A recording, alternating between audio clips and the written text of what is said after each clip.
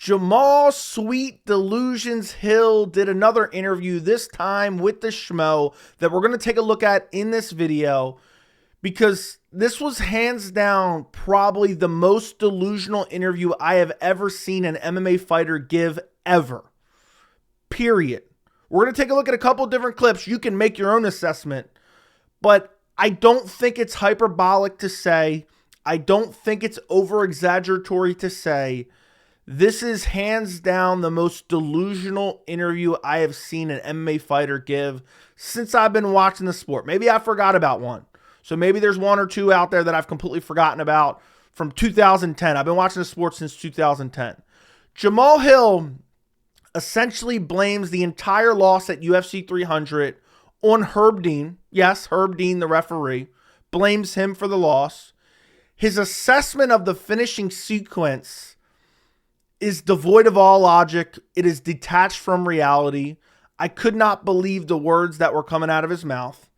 And then to top it all off, the real cherry on the top, and you're going to see this in a second, so you can make your own assessment of what you think he meant by what he was saying.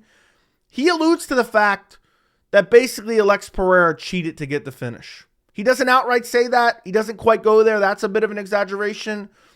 But at the bare minimum, it felt like Jamahal Hill was saying that Pereira was taking advantage of the rules and being a bad sportsman. That's what it felt like Jamahal Hill was saying. Now, this interview with the Schmo was put out, I believe, earlier today or yesterday. I will link the full interview down in the description if you want to go check it out. I encourage you to go support him. He's going around and interviewing people. I don't know if this is in Jamahal Hill's house or what. Hopefully, he's not trying to clean it for $300. Otherwise, you know what happens after that. But I will say this, and I'm highly critical of MMA media. You can tell that the media is actually scared of Jamahal Hill. The Schmo is scared he might end up like Jamahal Hill's brother, missing some teeth. Because the leading questions and the ass kissing in this interview, and I know the Schmo is not a hard-hitting interviewer. You know, he basically pretends like he's autistic because he needs a gimmick, I guess, to get views. I don't know what the whole backstory behind that is. But every question, you're not going to hear the questions. You're just going to hear the answers from Jamahal Hill himself.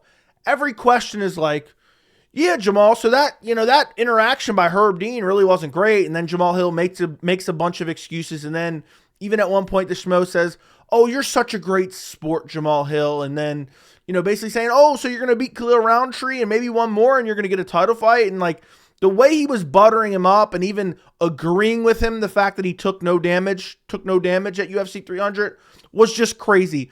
And also, we're going to listen to some of the things Jamahal Hill says in this interview, and then we're going to compare it to the finishing sequence. Hopefully, I don't get a copyright strike from the UFC. I'm going to show you very small periods of time from the finishing sequence in slow motion so we can compare it to exactly what Jamahal Hill is saying in this interview. Now, but last thing before we get into the actual interview, I did another video about this the other day. Not this particular interview, but something Jamahal Hill posted on his YouTube channel where he made a bunch of excuses there too, was talking about how he was controlling the fight and that he took no damage as well. I encourage you to go check out that video as well. I will link it down in the description as well as the end cards. Also, if you could do me a favor, like this video, share this video, subscribe to the channel. I would greatly appreciate it. So, one of the first questions, I think it was the first two questions from the Schmo, was in a way blaming it on Herb Dean. And Jamahal Hill at first acts like, oh, I don't even know what you're talking about, kind of. But then he actually finally gets into an answer, and the answer was detached from reality. Listen to this. Oh, you said like the whole situation with I mean, like I said, man, it's protect yourself at all times. But like, right after they tell you that, it's obey my commands at all times too. And when in the moment, whenever it happened, I stopped. He said stop before he interjected, and I stopped. And you can see Alex continues to close the distance on me. So the nut shot, Jamahal Hill stopped, and then Pereira continued to close the distance on him. And that's what basically led to the finish. Let's pause it right there. We're going to come back to this interview, but let's take a look at the finishing sequence in slow motion. This is the nut shot and then Herb Dean interjecting. We're going to take a look at like 5 seconds of this in ultra slow motion and see how much distance Pereira closed after the stoppage or the interjection by Herb Dean. Surely it had to be at least a couple steps, right? Surely it had to be a couple steps. And this might be a little bit cut off for you because the feet are a little bit cut off because of the video itself, but you'll be able to still see, the leg position and whatnot. Let's watch it. Let's watch the nut shot followed by Pereira closing the distance. All right, so first off, I want to pause it right here, right there. As you could see, kind of missed it a little bit. It grazed the cup on the way up, and you could hear this in real time, but it was undoubtedly a nut shot. It touched the cup.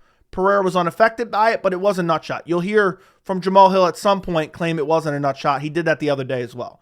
Now watch Herb Dean and watch Pereira move forward. Let's see how many steps he takes while Herb Dean's stopping the action. Let's see. It's surely got to be a bunch, right? Okay, so he takes a quarter step there. He touches his cup. All right, Herb's coming in. Herb's calling timeout right now, but he hasn't completely gotten in, and he hasn't really even finished speaking yet. So as he's actively, again, this is in slow-mo. So this is like 1 second period of time you'll see over the course of like 5 seconds. So he's calling timeout right now. Let's see how many steps Pereira takes. Pereira literally takes 1 step, okay, 1 step, and Herb is calling timeout. Took 1 step. It was simultaneously with Herb Dean, so it was basically still with the flow of the fight. Let's see how many more he takes. Nope, he's pushing Herb off. He's pushing Herb off. Never took another step. So as Herb's calling timeout, literally simultaneously, Pereira took 1 step. 1 step. That's it. That's it. Wasn't after the timeout. It was literally as Herb's calling the timeout. We'll come back to this later as well. We'll come back and watch a little bit more of this finishing sequence. Let's move on to more of what Jamahal Hill's saying. So, and then like I understand, yeah, it's a cold moment. Oh, he got hit in the nuts. He got pushed off. It wasn't a groin. He pushed it off and then he came. It wasn't a groin strike. It wasn't a groin strike. I hate to jump back here, but let's just jump back. Watch this again. You'll see it graze. I'm trying to pause it on the exact moment. Right there. You see the shorts moving? The toes grazed the cup.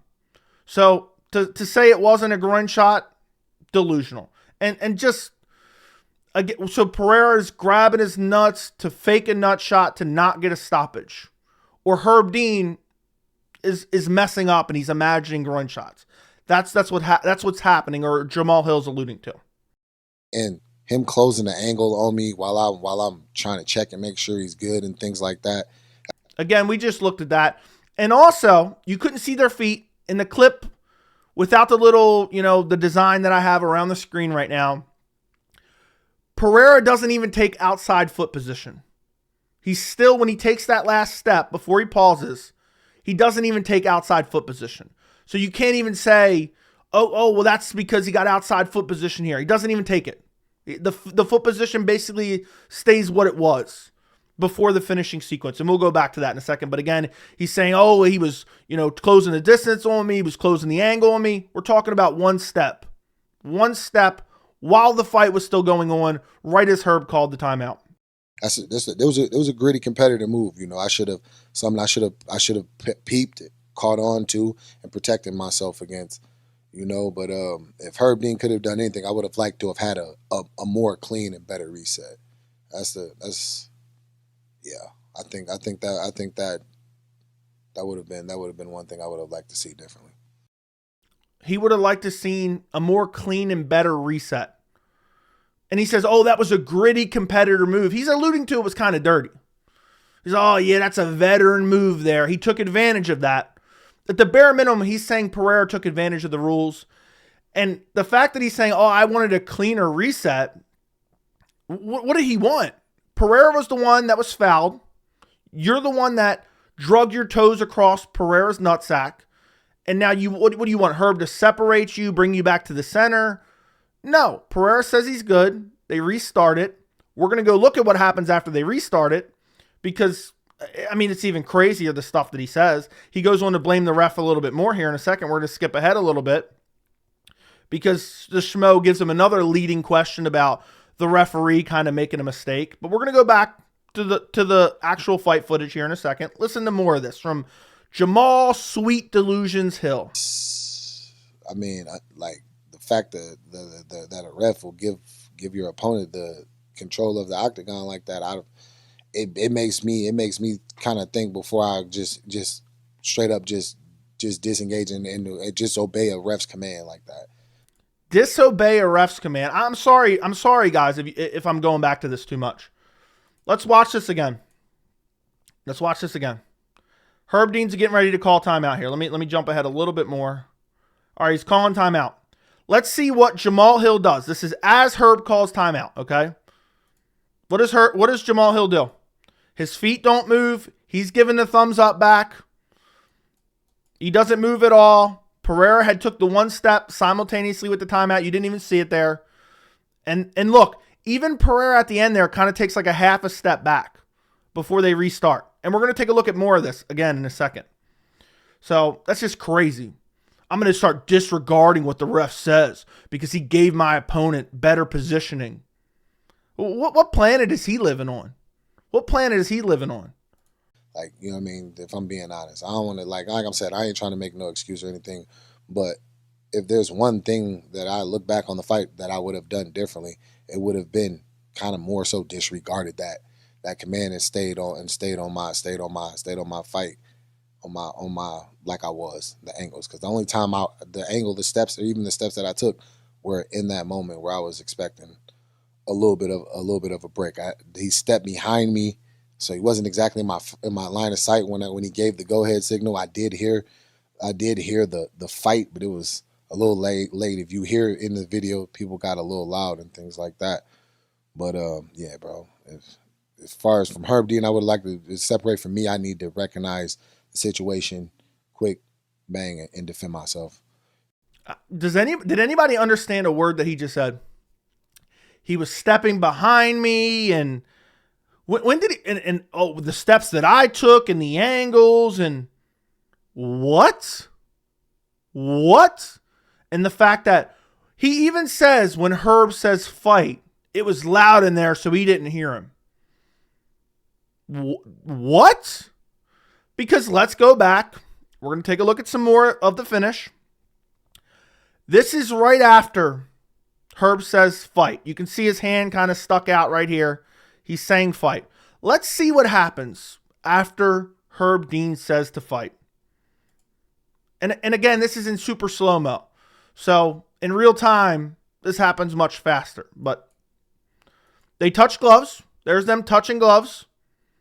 Let's see who throws the first strike. Now Pereira takes a step forward. Let's see who throws the first strike. Watch. I want you to pay very close attention to Hill's left hand here. As he circles away from Pereira's power left hook. Watch this. Pause it right here. Look. Hill's even throwing first as Pereira's lining up his left hook. So they're almost throwing simultaneously. So he wasn't ready to fight, but yet he's throwing the first shot here. What is he getting at here? And then this is where he gets clipped. Where he gets barely touched, by the way. Which is crazy, the amount of power Pereira has in his left hook. And we'll come back to that in a second, the no damage. Because that's the next clip we're going to listen to. Because, to be honest, Jamahal Hill, the path that he's going down right now with his derangement, it's going to end badly for his career. This man is grasping onto every excuse for the reason that he lost. Let's listen to what he has to say about the finishing sequence. The fact that this is his assessment over a week and a half later, right? Yeah, 2 weeks almost, depending on when this interview took place. I mean, this is 10 days after, and this is his assessment of the finish. Listen to this. You know, he landed a good shot. He was able to get. He closed it. He grabbed my hand, stepped on my foot. You know, kind of went down from that. But he grabbed my hand and stepped on my foot, and I kind of went down from that. At this point, it's comical. For the most part, it was just good, well placed shots that kind of knocked my equilibrium off a little bit. But it was nothing that was like damage. I never had a headache. I was never felt concussed or anything like that. I remember the full sequence of the things that happened. So yeah, it was no damage, and I'm just ready to move on, ready to get back in there. You know, I'm already in good shape. I'm feeling good. Okay, so he took no damage. He remembers everything, and the only reason he went down is because Pereira stepped on his foot and grabbed his hand. Who is Jamahal Hill's friends? How does he think he took no damage? Also, I don't have a clip for this, but I encourage you to go back and fact check me on this. After the finish, when the doctor's talking to him and the ref's talking to him, first off, he says something to Herb Dean right after the stoppage. I couldn't make it out. But then they pan away, they pan back, and Jamahal Hill's talking to the doctor. He's talking to one of the security guards is in there, and also Herb Dean. And he says multiple times, it appears what he says, and again, I don't have the clip for this. What did I get hit with? What did I get hit with? It appears that he says that multiple times. So the fact that he didn't know what he got hit with, but he remembers the entire sequence, he's living in a world of delusion. He's living in a world of delusion. And by the way, if you look at the finish here, that left hook that catches him, you're going to see the slow-mo replay here in a second. By the way, look at the way he falls back. He's not in a position to protect himself at all. Okay? And then watch his eyes roll back here. Okay? By the way, it's crazy how this left hook just barely touches him. How does he have that type of power? I'd check his gloves. He's got cement in his gloves. Watch this right here. Super slow-mo, because I have it in slow-mo. UFC's showing it in slow-mo. He's out right there. His eyes are rolling back in his head right there. Okay? You don't believe me? I'm not going to show anymore because I don't want to get a copyright. But let's look at some freeze frames here. Look at him right there. He's out right there. Okay? Look at him right here. Look at him. He's finally waking up a little bit.